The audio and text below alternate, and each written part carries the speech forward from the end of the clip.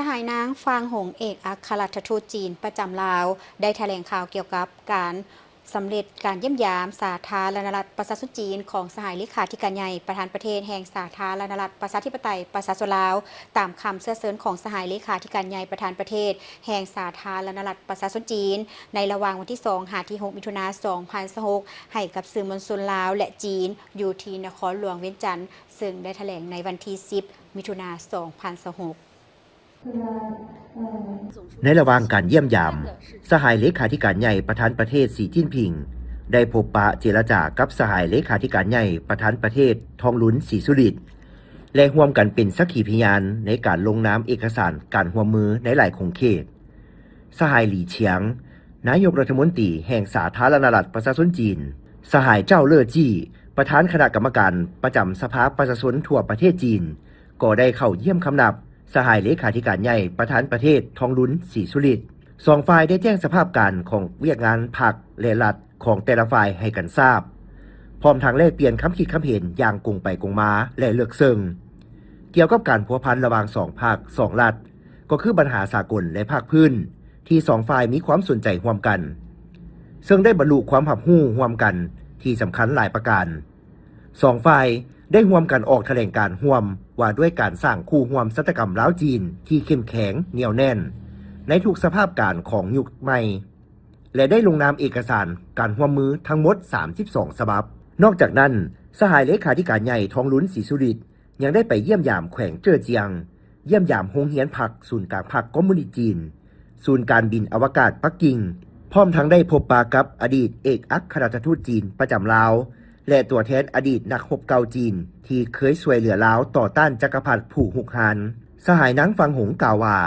การเยี่ยมยามครั้งนี้ถือเป็นเหตุการณ์ที่สำคัญอันดับหนึ่งในการพัวพันลาวจีนในระยะมอนี้ซึ่งข้าพเจ้าเห็นว่า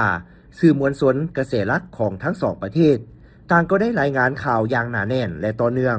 ข้าพเจ้าได้ร่วมเดินทางติดตามสหายทองลุ้นศรีสุริตตลอดการเยี่ยมยามจึงมีความรู้สึกที่เลือกเซิงหลายประการโดยเฉพาะแม้มีความภาคภูมิใจและตื่นเต้นเป็นอย่างยิ่งต่อกับมรรคผลอันอุดมสมบูรณ์ของการเยี่ยมยามครั้งนี้หวังอย่างยิ่งว่าโดยผ่านกองประชุมแถลงข่าวในครั้งนี้จะสามารถแนะนำมรรคผลการเยี่ยมยามให้บรรดาสหายได้รับทราบตื่มอีกและหวังว่าจะร่วมมือกับองค์การสื่อมวลชนที่บรรดาสหายสังกัดอยู่เพื่อพร้อมกันสุกยู่ให้ทุกสั้นคนในสังคมลาวได้เข้าใจอย่างลึกซึ้งตื่มอีกเกี่ยวกับการเยี่ยมยามที่มีความหมายประวัติศาสตร์ซึ่งผู้นำสูงสุดของสองพรรคสองรัฐจีนลาวได้เห็นดีเป็นเอกภาพกันในการสร้างตั้งกลไกการสนทนาด้านยุทธศาสตร์ 3+3 ระหว่างต่างประเทศป้องกันชาติและป้องกันความสงบการพัฒนาและการรักษาเสถียรภาพที่จะต้องได้เพิ่มทวีการร่วมมือด้านความมั่นคงทางด้านยุทธศาสตร์ตื่มอีกร่วมกันจะตั้งปฏิบัติข้อริเริ่มว่าด้วยความมั่นคงทั่วโลกซึ่งบ่เพียงแต่เพื่อปกปักรักษาความมั่นคงของสองประเทศให้ดีกว่าเก่าเท่านั้นแต่ยังเป็นการประกอบส่วนอันใหญ่หลวงกว่าเก่าให้แก่การปกปักรักษาสันติภาพเสถียรภาพและการพัฒนาของสากลและภาคพื้นอีกด้วยผู้นำสูงสุดของสองพรรคสองรัฐได้ร่วมกันประกาศสร้างตั้งกลไกการสนทนาด้านยุทธศาสตร์ 3+3 การต่างประเทศป้องกันชาติป้องกันความสงบและสุกยู่การสร้างตั้งการเป็นคู่ร่วมความมั่นคงลาวจีน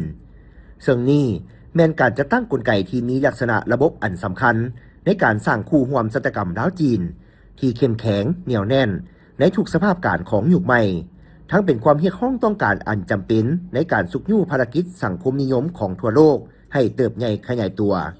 ท่านนางฟังหงกล่าวเติมอีกว่าพวกข้าพเจ้ายินดีที่จะร่วมมือกับฝ่ายลาวโดยถือเอาการสร้างตั้งกลไกการสนทนาด้านยุทธศาสตร์ 3+3 เป็นกาลโอกาสจะตั้งปฏิบัติความหับหู้ร่วมกันของผู้นำสูงสุดของสองฝ่ายอย่างเด็ดเดียวเล็งสุกยู่ว่าด้วยความมั่นคงทั่วโลกเกิดดอกออกผลและมีประสิทธิผลตัวจริงและด้านอื่นๆที่ส่งผลประโยชน์มาให้ประชาชนสองชาติลาวจีนลาวมันยืนตลอดไป